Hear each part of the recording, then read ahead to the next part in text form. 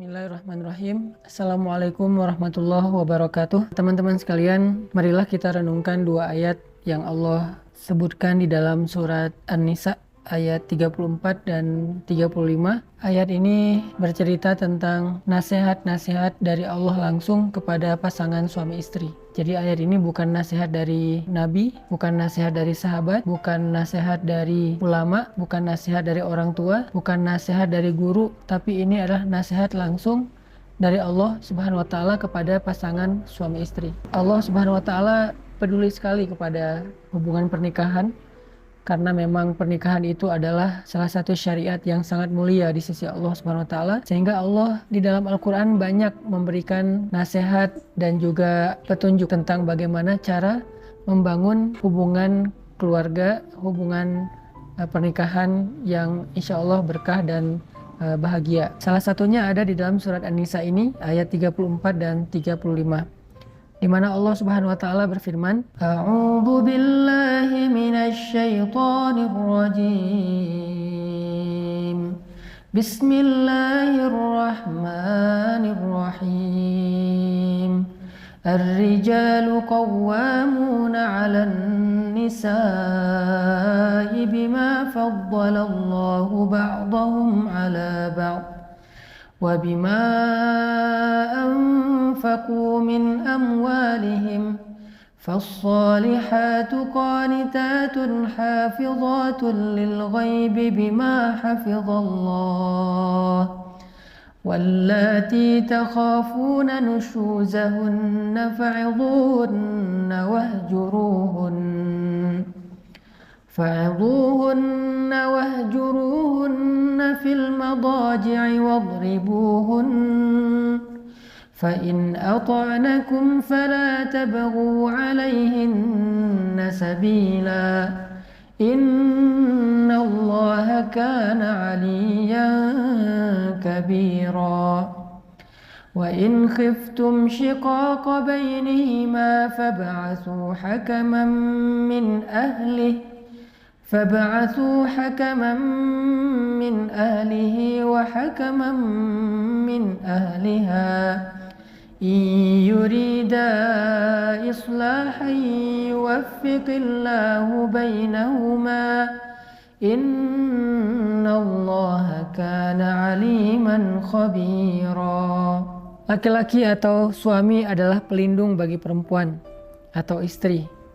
Karena Allah telah memberikan kelebihan sebagian mereka, yaitu laki-laki, atas sebagian yang lain, yaitu perempuan. Dan karena laki-laki berkewajiban memberikan nafkah dari hartanya, maka perempuan-perempuan yang solihah itu adalah perempuan-perempuan yang taat kepada Allah, perempuan-perempuan yang mampu menjaga dirinya ketika suaminya tidak bersamanya, karena Allah telah menjaga mereka dengan syariatnya. Sedangkan perempuan-perempuan yang kamu khawatirkan akan berbuat kesalahan atau nusyuz, hendaklah kalian memberi mereka nasihat yang baik. Jika tidak berhasil, maka pisahkanlah tempat tidur mereka. Jika tidak berhasil, maka pukullah mereka dengan pukulan yang tidak menyakiti atau melukai. Tetapi jika mereka mentaati kalian, janganlah kalian sekali-kali mencari-cari jalan untuk menyakiti mereka. Sungguh Allah Maha Tinggi lagi Maha Besar. Dan jika kalian khawatir terjadi perselisihan di antara keduanya, maka utuslah seorang yang bisa mendamaikan di antara keduanya dari keluarga laki-laki dan juga dari keluarga perempuan. Jika keduanya bermaksud mengadakan perbaikan, niscaya Allah akan memberikan taufik kepada suami istri itu. Sungguh Allah Maha Teliti dan Maha Mengetahui. Shadaqallahul Azim. Teman-teman sekalian, inilah salah satu di antara sekian banyak ayat-ayat Al-Quran yang isinya berupa petunjuk dan juga nasihat bagi pasangan suami istri dan bagi keluarga yang beriman. Kenapa nasihat-nasihat tentang keluarga dan pernikahan ini banyak di dalam Al-Quran? Karena memang pernikahan adalah salah satu di antara ibadah yang pahalanya luar biasa. Bahkan pahala ibadah pernikahan ini tidak berhenti dengan durasi waktu yang seperti sholat hanya dilakukan sekitar 10 menit, atau ibadah puasa yang dilakukan hanya selama 1 bulan, atau ibadah haji yang dilakukan hanya selama beberapa hari, hanya dengan ritual tawaf, sa'i, wukuf, dan seterusnya. Tetapi pernikahan ini adalah ibadah seumur hidup, atau ibadah sepanjang ikatan pernikahan itu masih ada, dan dalam sehari ibadahnya berlaku selama 24 jam. Jadi suami istri ketika mereka mengikat janji dengan syariat Allah yang halal, maka sejak saat itu mereka sudah mulai beribadah. Dan Allah Subhanahu wa Ta'ala suka jika hambanya itu meneruskan ibadah mereka secara istiqomah. Sehingga bisa dikatakan kenapa Allah membenci perceraian, karena sesungguhnya perceraian itu menghentikan seseorang dari ibadah dan justru membawanya kepada banyak fitnah dan syubhat. Orang yang sudah bercerai atau yang ditinggalkan oleh pasangannya, maka akan sangat mudah bagi dia jatuh kepada fitnah dan ataupun syubhat. Maka dari itu Islam sangat tidak menyukai perceraian, karena Allah juga membenci perceraian, sehingga ini harus menjadi satu rasa yang ada di hati kita, bahwa iman itu adalah perasaan cinta, perasaan benci, perasaan bahagia, perasaan takut, perasaan yakin. Perasaan adalah hakikat dari iman. Sehingga kalau misalnya kita belajar iman kepada Allah Subhanahu wa Ta'ala, kita juga belajar untuk memunculkan rasa yang sesuai dengan keinginan Allah Subhanahu wa Ta'ala. Misalnya Allah mencintai sesuatu, kita belajar mencintai itu. Allah membenci sesuatu, kita juga belajar membenci itu. Maka ketika Allah Subhanahu wa Ta'ala benci kepada perceraian, maka orang yang beriman harusnya juga benci dengan hal yang sama. Suami benci untuk menceraikan istrinya. Istri benci untuk meminta diceraikan oleh suaminya. Begitu juga mertua, orang tua, atau sahabat, siapapun di antara orang beriman, gak boleh kita menganggap perceraian itu sebagai sesuatu yang biasa saja. Apalagi sampai menyukai perceraian, mengharapkan perceraian, baik perceraian diri kita ataupun orang lain. Justru kita membenci perceraian karena Allah membencinya. Mencintai pernikahan, mencintai pasangan halal kita karena Allah pun mencintai kebaikan itu. Ini yang disebut dengan iman. Sehingga Allah Subhanahu wa Ta'ala memberi kita nasihat dan petunjuk bagaimana caranya agar hubungan suami istri ini semakin baik, semakin saling mencintai, dan mereka tidak pernah terfikirkan untuk berpisah. Sebagaimana yang tadi saya sampaikan, bahwa kita harus membenci perceraian. Buat kita perceraian itu bukanlah suatu pilihan, bahkan kita menghindari perceraian dengan cara apapun. Seorang suami menghindari perceraian untuk tidak mengatakan talak, seorang istri juga menghindari perceraian untuk tidak mengecewakan suaminya, untuk tidak meninggalkan suaminya, untuk tidak memancing suaminya, untuk saling mengalah supaya tidak terjadi perceraian. Kenapa? Karena kita benci dengan perceraian. Kenapa harus benci dengan perceraian? Karena Allah membenci perceraian. Lalu di dalam ayat ini Allah memberi nasihat tentang tugas masing-masing di antara suami dan istri. Karena salah satu yang menyebabkan perceraian ini terjadi adalah ketika masing-masing fokus dengan hak, bukan dengan kewajiban. Ketika kita fokus dengan kewajiban, insya Allah kita akan memenuhi hak. Tapi jika kita fokus dengan hak, biasanya kita tidak akan memenuhi kewajiban. Suami yang fokus dengan kewajibannya terhadap istri, maka dia akan memenuhi hak istri. Istri yang fokus dengan kewajibannya terhadap suami, maka dia akan memenuhi hak suami. Itu dikenal dengan istilah wafa dalam Islam. Makanya di dalam ayat ini Allah menasihati suami dan istri sekaligus supaya mereka sama-sama fokus, supaya mereka sama-sama berusaha untuk memenuhi kewajiban mereka agar mereka bisa menyempurnakan hak pasangan mereka. Yang pertama Allah katakan ar-rijalu qawwamuna 'alan nisa. Tugas ataupun kewajiban laki-laki. Kewajiban laki-laki itu adalah qawwamun, meluruskan. Maka ketika Allah katakan laki-laki adalah yang meluruskan perempuan, maka di sini Allah Subhanahu wa Ta'ala memberi nasihat kepada suami agar mereka menjaga kewajiban mereka. Tugas utama mereka adalah meluruskan istrinya. Arti meluruskan istrinya, Allah Subhanahu wa Ta'ala berfirman di dalam surat At-Tahrim, ya ayyuhalladzina amanu qu anfusakum wa ahlikum nara. Wahai orang yang beriman, wahai para suami, jagalah diri kalian dan keluarga kalian dari api neraka.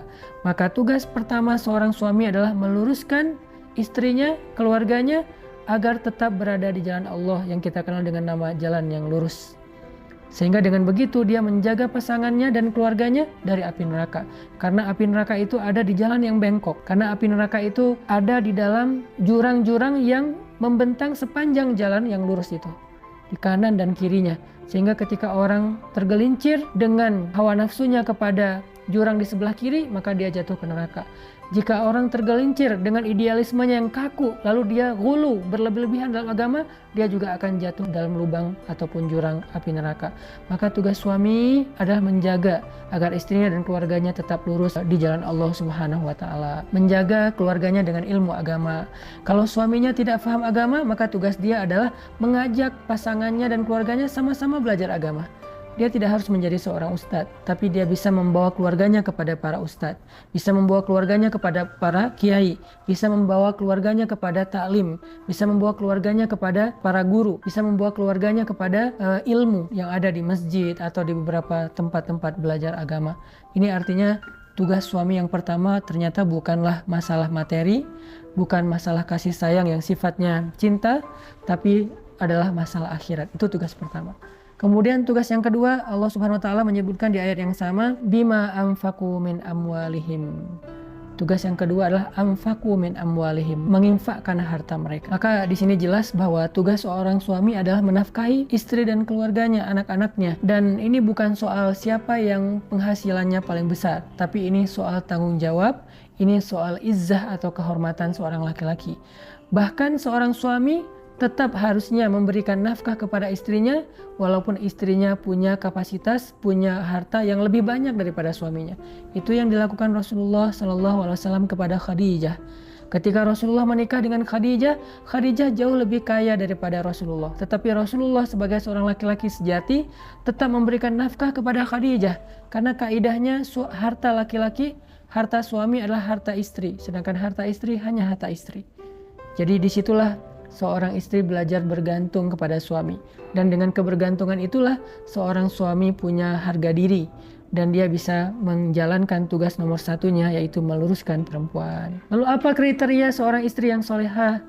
Apa kriteria istri yang diridhoi oleh Allah? Istri yang memenuhi hak suami. Istri yang fokus dengan kewajibannya. Istri yang insya Allah jadikan hidupnya beribadah 24 jam sehari sepanjang hidupnya. Jadi Allah Subhanahu wa Ta'ala seolah-olah mengatakan begini, wahai perempuan-perempuan, wahai istri-istri, jadilah kalian istri yang solehah. Bagaimana cara menjadi istri yang solehah?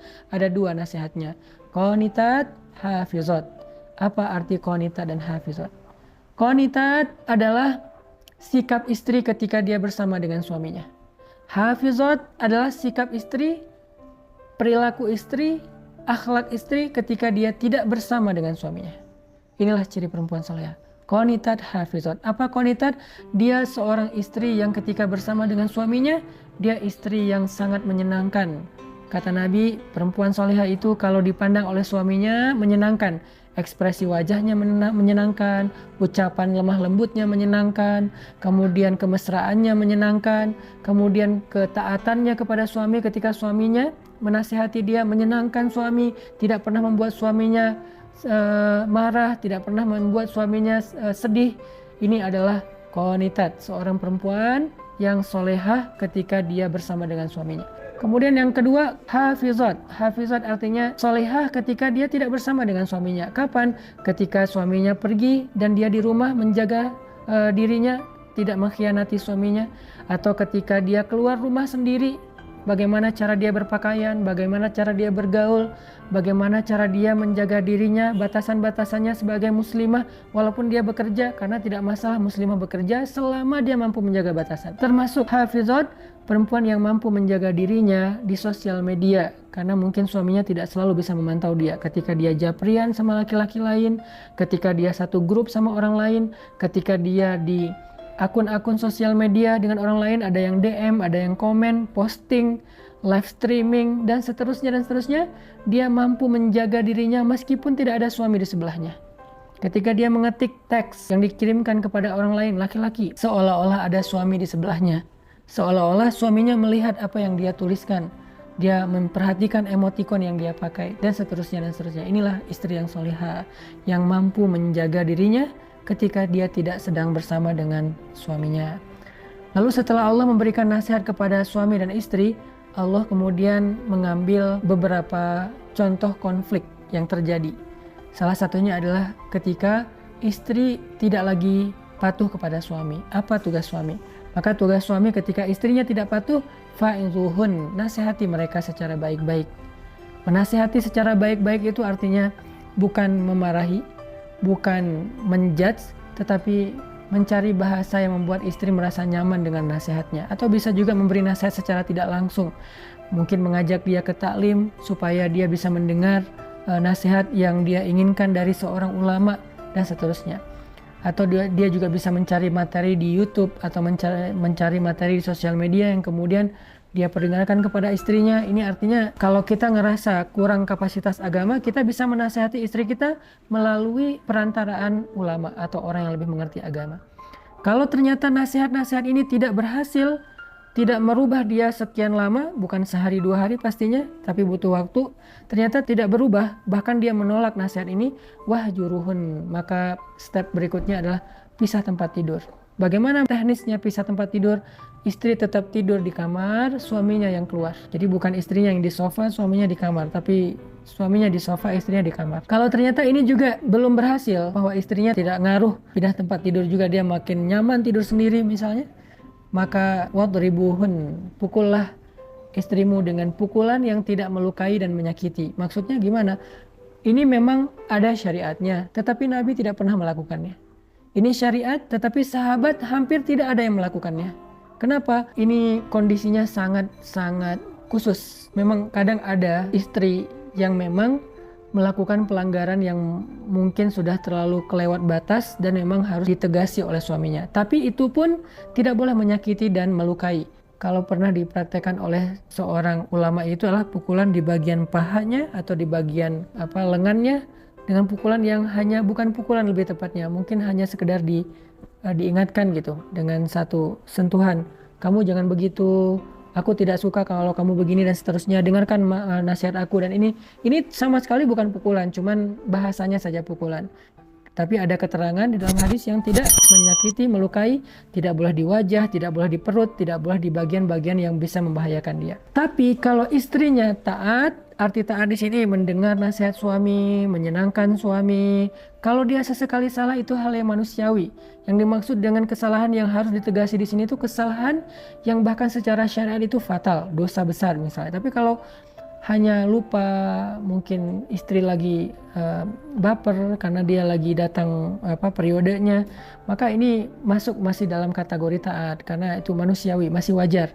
Maka kalau dia taat, janganlah kalian wahai suami-suami mencari-cari cara untuk menyusahkan mereka, menjudge mereka, menuduh mereka dengan tuduhan macam-macam, apalagi sampai mengancam untuk menceraikan mereka. Ini nggak boleh, ini dosa besar bagi seorang suami. Lalu ditutup dengan nasihat lain, kalau juga ternyata kalian tidak bisa menyelesaikannya sendiri, maka datangkanlah seorang hakim. Hakim di sini bisa perwakilan masing-masing keluarga, suami istri, bisa juga orang bijak di luar mereka.